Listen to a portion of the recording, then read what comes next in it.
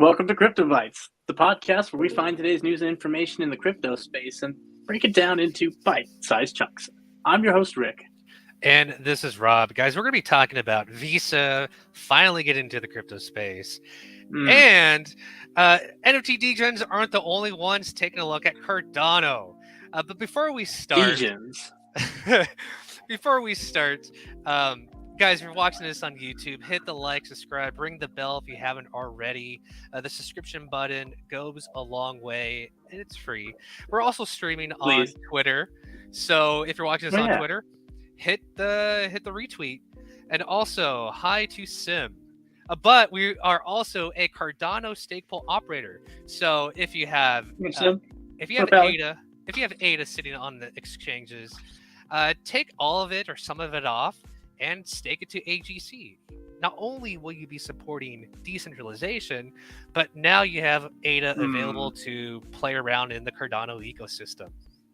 Absolutely. I mean, I think there's a fun educational video that we can show you later on how to get a wallet set up here, you know? Right. And also, if you're interested in $10 or free Bitcoin, you can go to the link below, swanbitcoin.com/AGC.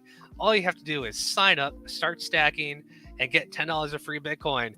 And they're pretty much worldwide. If you're not on some sort of terrorist watch list, your country, you're able to open up a Swan account, okay? And even if you are, VPN. Right. Okay. So let's get started with this. Visa, last week, they submitted an application or a patent to start, basically, for them to have a wallet that you can have non-fungible tokens, fungible tokens, and other crypto assets in there. So they're basically coming in behind American Express and the New York Stock Exchange for something similar they want to offer. Now, this gets into the kind of the crypto or the Bitcoin adoption theory. We've been speaking about this for, I think, since early last year, how crypto adoption, this is mainly like a Bitcoin concept. So like Bitcoin and crypto would be first adopted by individual people early into the space, and then maybe mom and pop shops if they want to transact in that crypto. And then you're going to be seeing bigger companies like Fortune 500s that would want to get into it but can't until regulations come in. And then banks are getting into it, so now bigger companies are wanting to hop into it. And now we're seeing credit card processors, right? Visa, American Express. If they want a piece of this action, they don't want to be sitting on the sidelines waiting for, I don't know, Congress to get off its haunches and actually start legislating. No, they're going to go, well, they're not going to go head first into it. They're first going to want to, hey, we can host some of this stuff, right? We can host Bitcoin. We can host some NFTs. Like, I don't know, maybe a Bored Ape. Maybe you want to. We'll get there soon, Sim, okay? We'll get there soon. Right, so I think this is a good step forward, right? So not a lot of people, or at least maybe some older folks, that maybe they were not so crypto savvy, maybe they don't know how to store their seed phrase, maybe they don't have a signing device. This is just a way for people to get onboarded more easily into crypto. Now, the only downside is that now you're in kind of a walled garden. Right? Yes. What have we been saying here for a long time?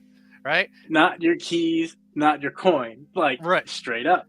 Right. So doesn't matter how easy they make it look, you know. And even I was just talking to Rob about this. It doesn't matter how easy they make getting a wallet set up or anything. I highly caution you, and this is not financial advice, right? But I highly caution you. Don't get a wallet set up with any named company, no credit card company, no major bank, any of that. Just don't do it. Not financial advice. Right, and also before we went live, Rick had a question like, wait, doesn't Visa already have a crypto credit card? They kind of do, they kind of don't, right? They partner up with some of these name brands like Crypto.com, and Crypto.com has this crypto-backed credit card, and Visa is just the rails they go on. So Visa doesn't actually hold the crypto, right? Crypto.com does, and every time you swipe it, they convert your crypto into cash. So this patent that they want to do is actually different and somewhat innovative, and it's basically signaling that Visa would want to hold crypto assets, basically custodian them. So good step forward. One more domino down in the crypto adoption theory. It's only a matter of time before it becomes ubiquitous, right? All That's right. crazy to think about. I mean, but I'm not gonna go off too much of a tangent. Just one thing. Like, how close are we to a crypto world reserve currency? And I'm just gonna leave it at that, and let's move on. All right. So last month we had an inflow of NFT degens looking into the Cardano space. I mean, we've covered the downfall of Magic Eden on Solana, the NFT Yes, Magic fiasco, Eden, the rise and fall. the high transaction costs on Ethereum, which makes it prohibitive for some of these tokens to be used for certain functionality or for certain utility. Well, we have another group of people in the business or in some sort of business that coming into Cardano. I mean, let's not hide it here. Elsa Jean, everybody, she has come out and basically saying has she? Yeah, she came out with a tutorial on how to set up a Nami wallet. We had a discussion before we went live here on if she was troll or not. Our producer had a theory, or came out basically saying that she's a troll. She's done troll things in the past, and I had a question like, what? Yeah, probably it could be troll. I personally don't think troll. Well, look, in this video, right, she basically goes through the step on how to create a Nami wallet, but the most trollish thing she did was, well, she didn't use any type of protection, right? So she didn't blur out she didn't blur out the key, the seed phrase. She didn't tell people to not put it. Actually, she actually put her seed phrase into a notepad on her laptop, which is always a no-no, right? You should always put that on. So you're telling me Elsa had an issue using protection? Interesting. Yeah, she did. Yeah, so it could be super trollish. So I had to question this video on if she was sincere or not in actually becoming a Cardano influencer now, right? So I think later in this thread she did come out saying that you should put it on a piece of paper. I mean, you can put it on a piece of metal too if you really wanted to. Etch it in that stuff, make it fire resistant. Or you could pull Prison Break and get it tattooed to yourself. Right. So towards the end of that video, when she was typing those words into the notepad, that was the most trollish thing of that video. But she just didn't know any better. But it was good intentions. She at least knew to write it down, because, ladies and gentlemen, it only happens once. You only get it the one time. Right.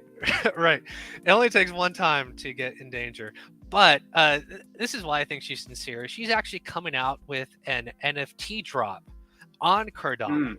Okay, so this little onboarding video that she did with Nami Wallet was for people to get whitelisted. So you open up a wallet on Cardano. There's a whole bunch of them. There's Nami, there's Flint, there's Eternal. I like Eternal personally. All you need is a Cardano address. You go to her website, elsajanenft.io, I believe. Put in your name, email, and your Cardano wallet address. And I think the first 1,000 people that get on this whitelist are able to get into the mint. I don't know what the NFT will consist of, but I think she's spoken of. I can tell you what the NFT is going to consist of. Scroll down just a little bit further, and there we go. Boom! Look at that NFT. Quality work. Right behind that fog of war, if you will. Quality work. So is it a cash grab? And I mean, we alluded to high transaction fees on Ethereum. I mean, there was a service like something that she's trying to do with this NFT called Cum Rocket. It was supposed to be a OnlyFans-esque service where content creators can post their adult content gated behind a token called Cum Rocket. I don't know if it took off. I'm assuming it didn't, since she's coming over here, because end of the day there is less transaction fees on Cardano. It's a lot. I guess it's a lot more friendly to new people as well, since she is in here and maybe not on Solana.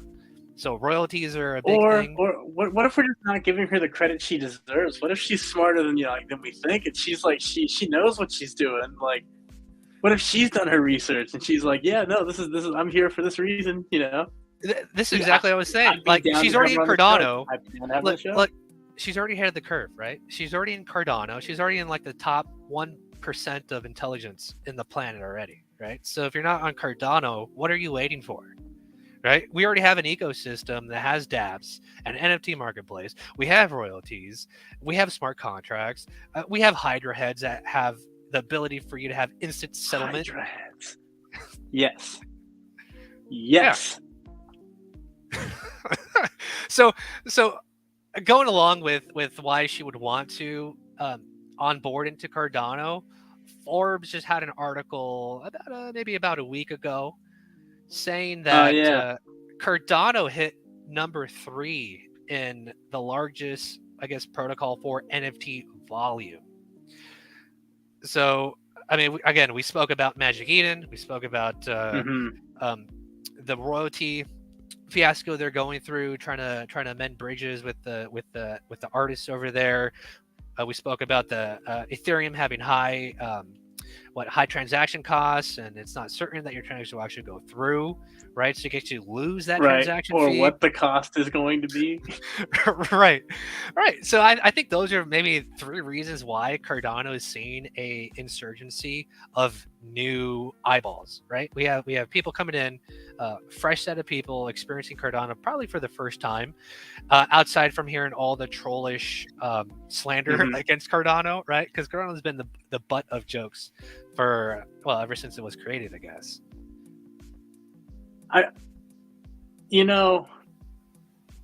Yeah, sure. So Cardano's the turtle. I mean, but let's be honest. It works. It works really well. You don't hear about anything getting hacked or broken with any of the smart contracts on Cardano. Sorry. No. Sorry. It's only the bridges. Only the bridges that get compromised. Yeah. But that's right, ladies and gentlemen. It's only the bridges. Right. But I mean, they've increased memory resource for transactions. I think this last update, memory increased and transaction costs have decreased. So that's always a good thing, right? You always want to reduce your transaction costs. Hydra heads will allow people to transact basically instantly, and then settle that once the Hydra head closes. So there's only upside for Cardano at this point, and I think right now I think it's sitting about at 40 US cents. We saw it dip down to like 32 cents, and I think that's the lowest it will get in this market. All pending any black swan event that's going to happen out of the Federal Reserve in the next few days or weeks. I'm all for a dip down to the 20s. That's just me. I can dream. Look, the best thing to do, and this isn't financial advice, but is to cost average in, right? Buy every week, buy every day. Hell, some people buy every hour, if they're that crazy. And you know what a great way to cost average in is? swanbitcoin.com/AGC. Get $10 free Bitcoin. It will buy your Bitcoin for you every week, whatever cadence you want. Let the robots do the purchasing for you. Believe me when I tell you, it's easier to not look at these numbers all the time. swanbitcoin.com/AGC. Also, let your ADA make ADA for you. Every 5 days, when a stake pool mints a block, you get paid out block rewards. Delegate your ADA to AGC, right? Take it off to the exchange. Go check out Elsa Jean's Twitter. Go make a Nami wallet. Go buy some ADA. Get prepared. Get on her whitelist and stake that ADA. The utility is going to be there, right? I'm interested in seeing what she does with her website. Not so interested in her content. But really, I mean, one of the things is a one-on-one Skype conversation with her. Right. So that could be fun. Okay, so Rick is not the only Cardano content creator on OnlyFans. Now you can add Elsa Jean onto the list. Now here's my thinking: you should do a collab with her. A collab with her on how to properly set up a Cardano wallet, and introducing her to some of these marketplaces and resources on the chain. Teach her how to use some protection. Yeah, while you're walking around, you don't want to raw dog the crypto space, man. Yeah, you're just asking. Yeah, you don't want to start raw dogging the chain like that. It gets real weird. It gets real weird. I collab. We get in with an OnlyFans, Right. We'll do it through OnlyFans. Straight through OnlyFans. Reach me out, onlyfans.com/Rick Rickelson. You know where to find me. All right. Thank you for tuning in. If you're interested in finding out more about what we speak about, maybe my thoughts, you can follow me at Our Heroes Crypto on Twitter.